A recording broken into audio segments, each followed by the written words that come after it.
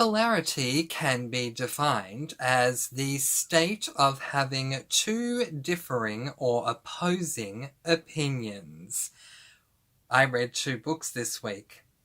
One book gave me one opinion.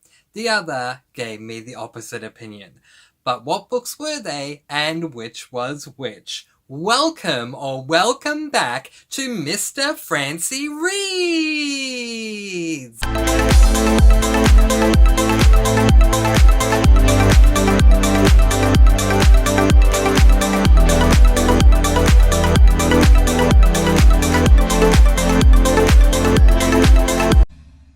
Yes, hello and welcome back to Mr. Francy Reads. My name is Mr. Francy and I'm so happy that you could join me again today. Today we're doing my reading vlog and I read 2 books this week. Normally I read more, but these books were long. How long, you ask? One of them was a tome and a half, over 750 pages. The other one was over 550 pages, making it a tome. That's how long they were. That's why it's only 2 books. But isn't it interesting how sometimes we can read 2 books and feel 2 completely different ways about them?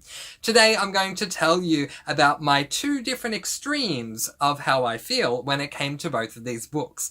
Usually I do my reading vlogs, my books in my reading vlogs in chronological order. Today I'm going to do them out of order. And there's a reason for that. So I'm going to talk to you about the book that I read most recently first, and then the one I read before that second. Okay, so my most recent read is the book that has me feeling very disappointed, which is The Heroes of Olympus, The Mark of Athena, which is book number 3 in the Heroes of Olympus series. Okay, so let's talk about my journey with this series as a whole.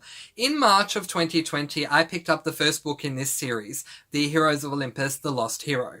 I loved this book, and I hadn't even heard of Percy Jackson and that series, so I just thought this was a completely new series and had no idea there was like a sister series connected. Then I found out about the Percy Jackson series after reading book 1, so I went back and read book 1 and book 2 in the Percy Jackson series, didn't like them, didn't want to continue. Finally, a year or more than a year after reading book 1 in this series, I picked up book number 2, The Son of Neptune. I gave the first book, The Lost Hero, 5 stars. I gave the second book, The Son of Neptune, 4 stars. I gave this book 3 stars. I think what Rick Riordan has created here is something that, in theory, is absolutely amazing. However, I just don't appreciate the execution of it because it does, to me, feel rather formulaic. I'm not going to give away spoilers because this is book 3 in a series, but really, with all 3 books that I've read so far in this series, we are following a bunch of demigods, which is half god, half human, born to parents, one of which is a god or a goddess, the other of which is human, and they end up going on questing / traveling journeys that revolve around Greek and Roman mythology. This was really fun for me when I picked up book number 1, and as I said, I really enjoyed book number 1. I gave it an overwhelming 5 stars because I hadn't read anything like it before. When I picked up book number 2, what let me down was that we were following completely different characters to what we followed in book 1, and the characters in book 1 weren't even in book 2, at least not until right at the end. I think in the last chapter they made an appearance. So that did let me down. I was looking forward to this book because the characters I loved from book 1 were going to be in here. They were in here, and I appreciated that, especially when I got back to a particular character's perspective, and that is the character of Leo. I really enjoyed Leo's perspective in book 1, and I loved his perspective in this book too. But my problem is that every single book in this series just seems to follow that same traveling / questing trope. We seem to keep coming up to all these Greek and Roman mythological characters, which is fine, and I think it's a great idea in theory, but it just, I don't know, it just seems, as I said, so extremely formulaic to me that I'm actually now officially going to call it, oh, down comes the guillotine, because I'm actually over the series now, which is really, really sad because I made it this far. it not only is the series formulaic, but each book seems rather episodic.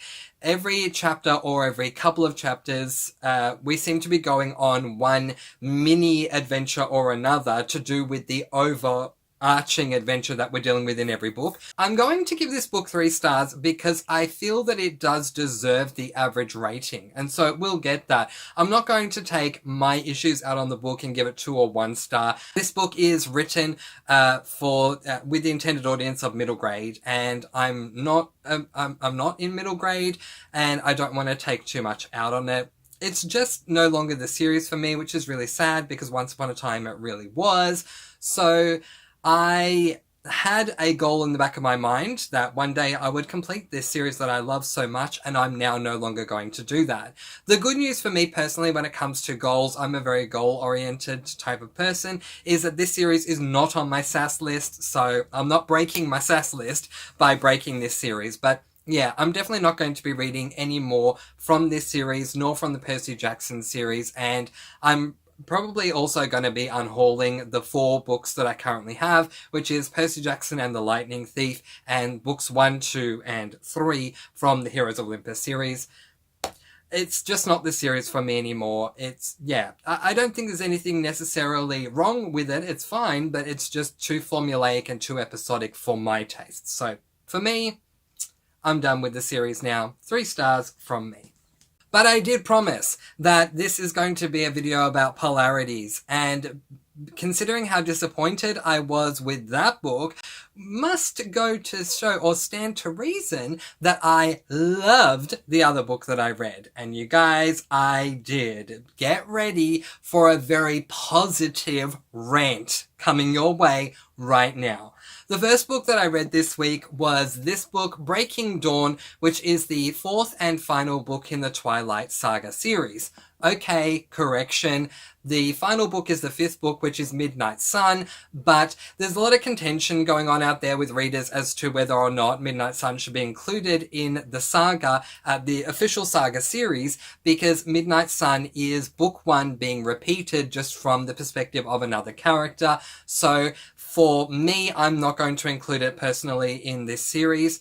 And I do have this series on my SAS list, so I have now crossed off the first series on my first ever SAS list. Woo! I need to talk to you guys about this book because my thoughts and feelings have changed on this book over time. So when I first finished reading this book, I gave it 4.5 stars.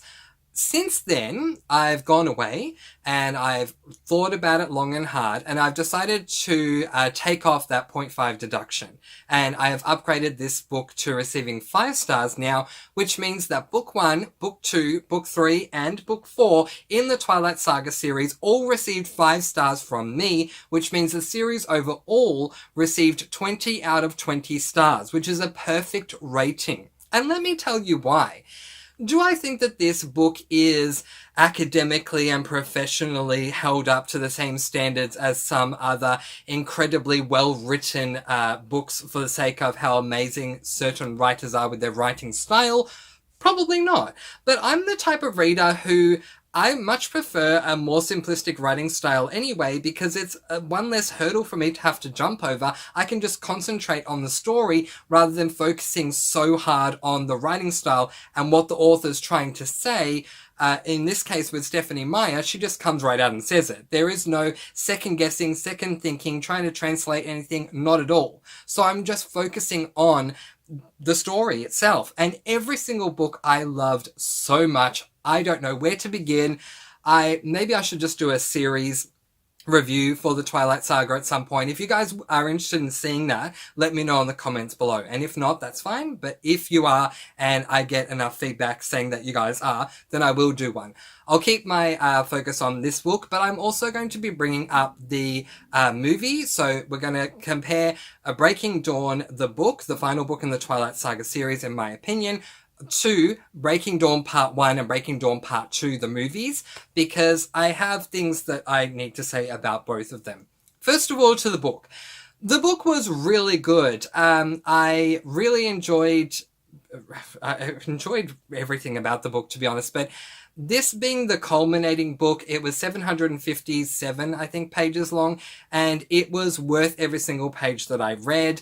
The first half, or the first third of the book, because the book is broken up into thirds.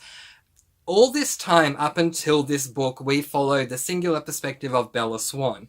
In this book, we follow two perspectives. In the first third, we follow Bella. In the second third, we follow another main character whose name is Jacob. And in the third third, we follow Bella again. In the first third, Bella goes through two massive things. Two huge things. One of them being something that we have been leading up to pretty much from the beginning of book one. So I was excited to see how that was going to play out, and that played out extremely well. Stephenie Meyer led me to a massive initial climax, and the payoff was amazing. So again, another reason why she deserves the 5 stars right there.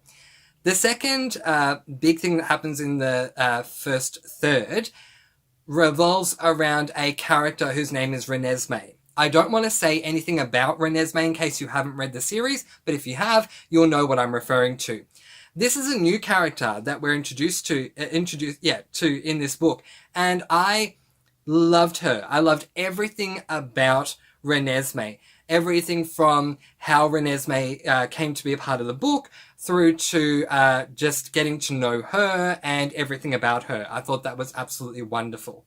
In the second third, we followed Jacob, and that was a very interesting choice, I felt, on Stephenie Meyer's part, because we had all this time only followed Bella. So to switch perspectives in the final book was a little bit unsettling for me at the beginning. However, and I started thinking, oh no, Stephenie Meyer has made her first bad decision, in my opinion, because a lot of people out there say she made many bad decisions with this series, but for me, it was the first one. However, by the time I got to the end of Jacob's perspective, I realized why she did what she did, and I love that she changed perspectives. Stephenie Meyer's just always winning with me. It's like tens across the board. Seriously.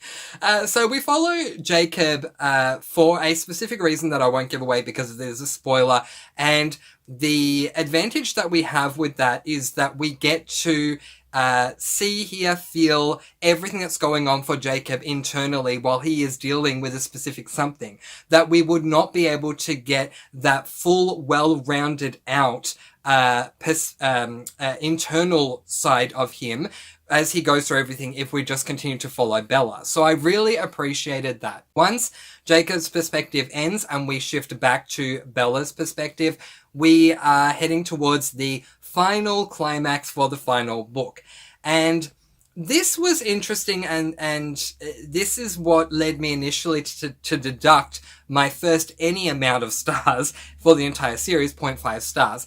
And that's because we lead up to this final climax for the entire series, and the lead up is massive. It just has this feeling like the final climax is going to be epic.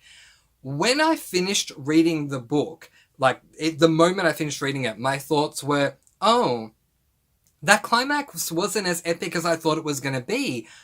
I'm a bit surprised that there was so much build-up to really a not so dramatic climax, and because it wasn't, I didn't see it as being that dramatic. Then once I sat with it for a little while, I realized, no, actually, I love what Stephenie Meyer did here. It's just not what I expected. And so my initial thought was, I don't like this. But after thinking about it, I went, no, actually, this works really well. And I'm glad she did this. So that's why I've gone from 4.5 to 5 stars. You know, time has helped me to see that, yeah, actually, she made the right call. So let's quickly talk about the movies. Once I got to the halfway mark, I watched Breaking Dawn Part 1. I had never seen Breaking Dawn Part 1 or Breaking Dawn Part 2. Actually, that's not true. I had seen the final 5 minutes of Breaking Dawn Part 1 on YouTube because the big thing that one of the big things that comes about in the first third of this book that we've been leading towards from the moment basically that we begin book one happens in the film in the last 5 minutes. So I wanted to see that come to life.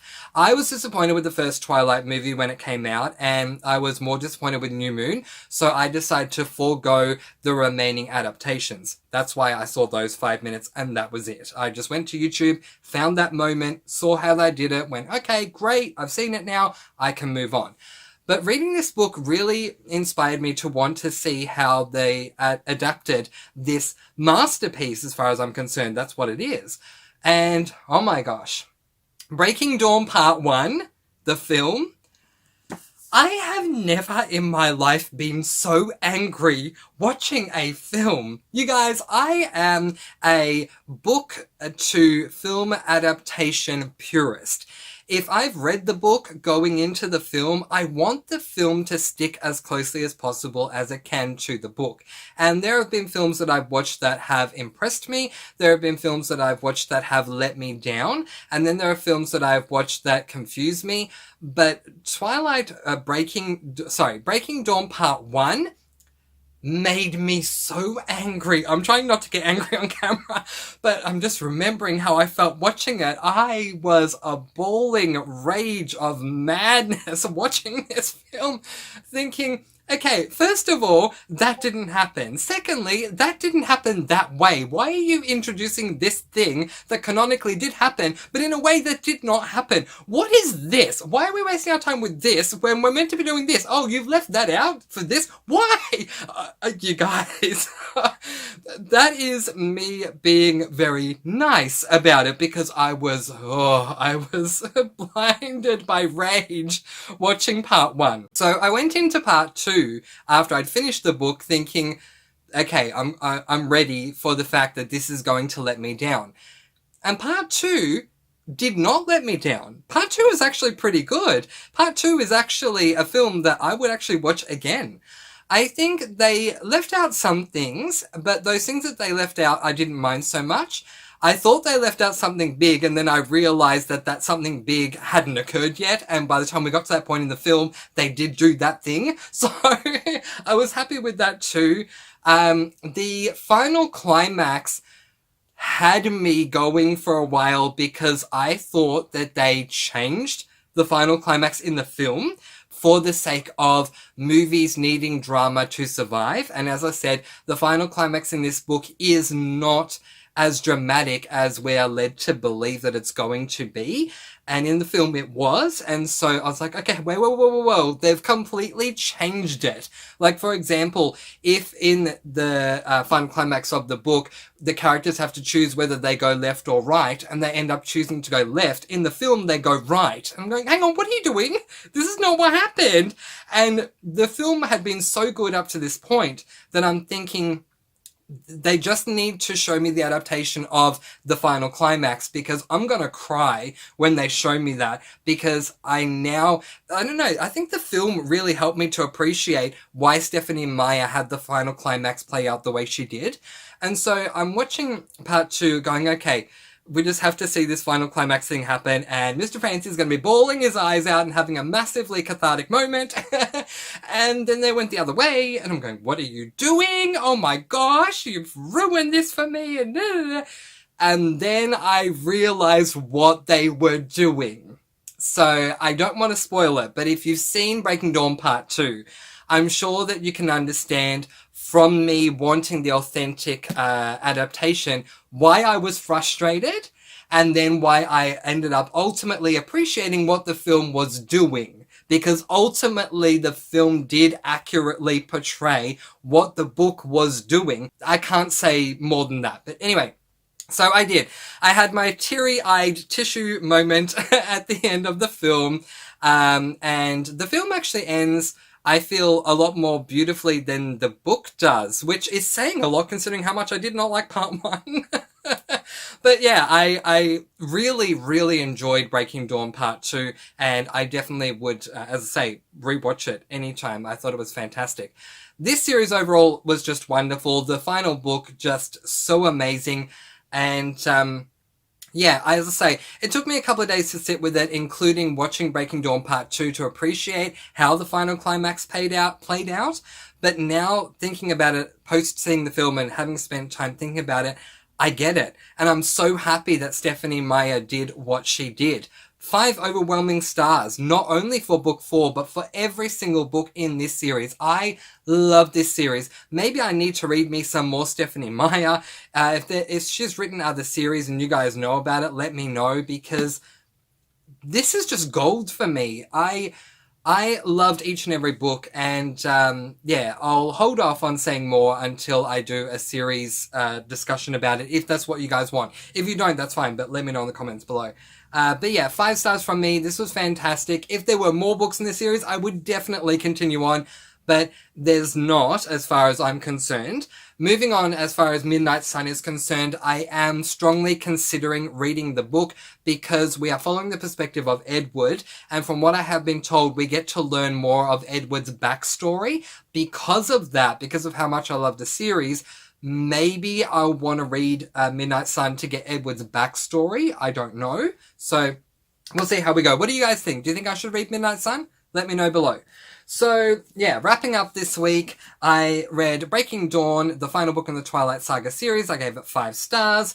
And I read Heroes of Olympus, the Mark of Athena, and I gave this book 3 stars. I would definitely continue on if there was another original book in this series, not a retelling of book 1.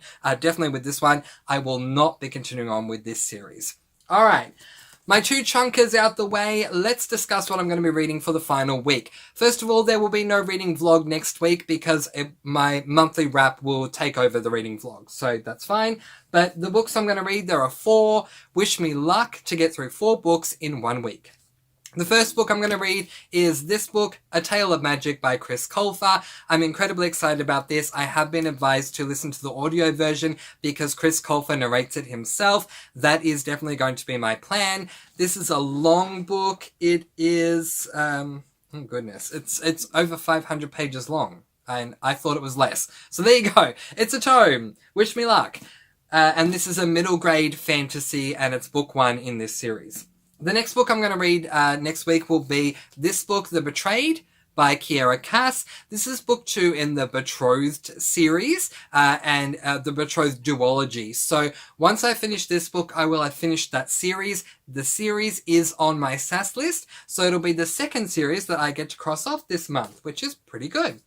The next book I'm going to pick up this week is a book that I'm very eagerly anticipating, and it is the start of a new series for me by my favorite female author of all time. Can you guess who she might be?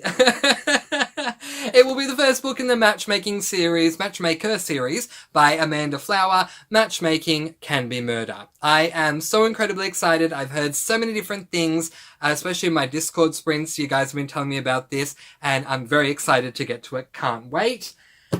And the final, well, I have 2 more books, funny enough. I mean, it's crazy, but it is what it is. The next book I plan to read next week will be this book, Peter Pan by J.M. Barrie. This is the Minna Lima edition, the HarperCollins Interactive edition. I love it. I just think the cover is just absolutely gorgeous. There are interactive elements inside.